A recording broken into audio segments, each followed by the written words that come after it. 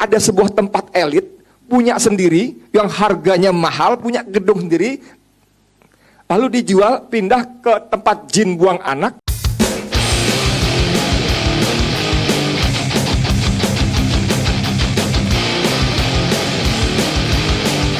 Pemirsa Channel 9 TV, pada hari-hari ini kita digemparkan dan diramaikan di jagat media sosial soal perpindahan ibu kota negara kita ke Kalimantan. Kita juga ramai karena ada sekelompok orang yang membuat viral di media sosial tentang perpindahan ini, dan ini juga memicu kontroversi dan juga sudah membuat ada banyak orang juga yang tersulut emosinya. Nah, karena itulah Channel 9 TV memanggil seorang ahli pidana, yaitu Komisaris Besar Polisi Purnawirawan Alfon Lomau. Ya, beliau adalah pakar pidana dan pernah menjadi penyidik senior di kepolisian. Dan kita ingin menanyakan persoalan ini. Bagaimana perspektif Bang Alfon melihat ada sekelompok orang yang menyampaikan bahwa perpindahan ibu kota ini tidak bermanfaat atau yang lain-lain, dan kemudian juga sampai ada kata-kata yang sudah menyinggung atau membuat emosi sekelompok orang di Kalimantan. Bagaimana perspektif Bang Alfon dari sisi hukum pidana melihat hal ini semua? Jadi isu ataupun topik mengenai perpindahan ibu kota negara merupakan sebuah topik yang telah diputuskan dengan keputusan Presiden, sebuah keputusan politik. Sebenarnya itu hal yang wajar dalam praktik bernegara.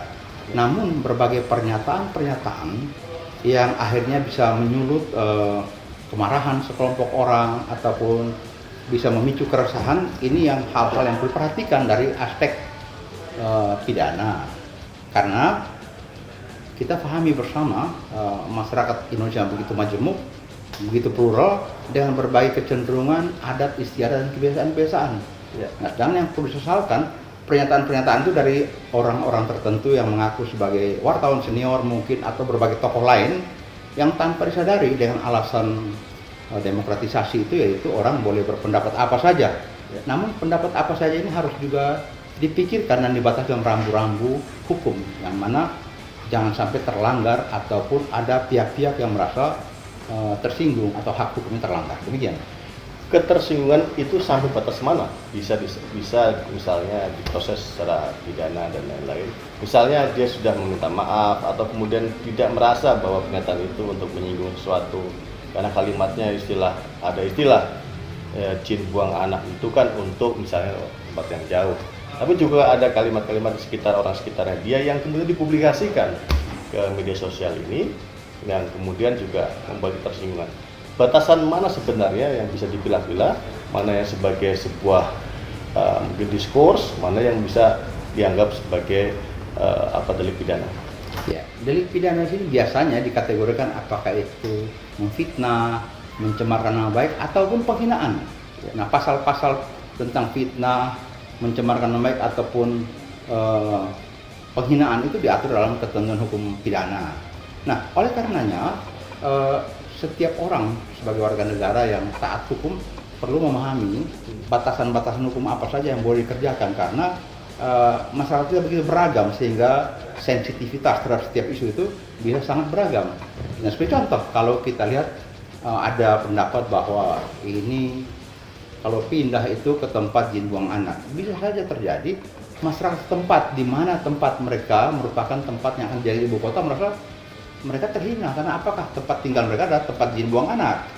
Atau ada juga yang mengatakan itu yang hidup hanya monyet. Nah, bisa terjadi ada yang merasa bahwa kami yang hidup sana manusia juga, sama dengan saudara-saudara bangsa Indonesia yang lain.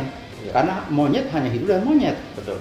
Nah, ini hal-hal yang bisa menyinggung perasaan dan bisa masuk pada memfitnah, karena si pembuat pernyataan harus dibuktikan apakah benar hanya monyet yang tinggal di sana, atau manusia-manusia sana apakah juga setara serupa dengan monyet.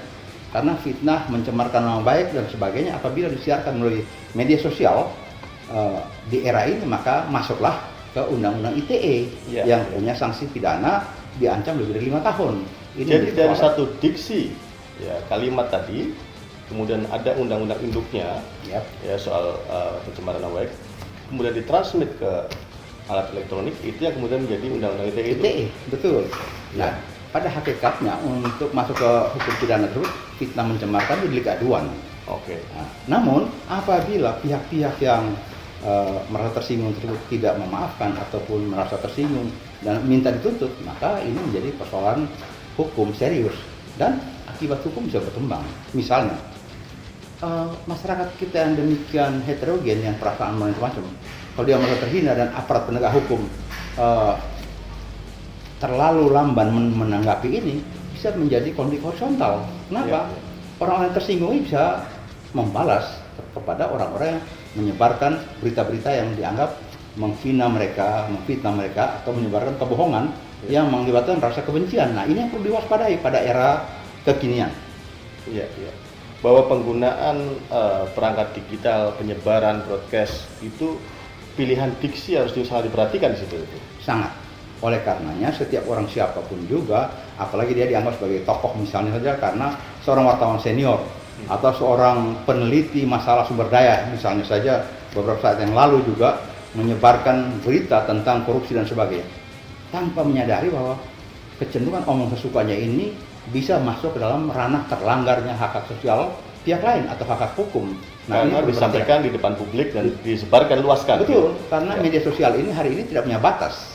Dia bisa beredar seketika di kota ini, di seluruh negeri maupun sekeliling dunia. Dan orang yang disebut-sebut namanya belum tentu itu salah, Ya. sudah secara sosial mendapatkan sanksi sosial.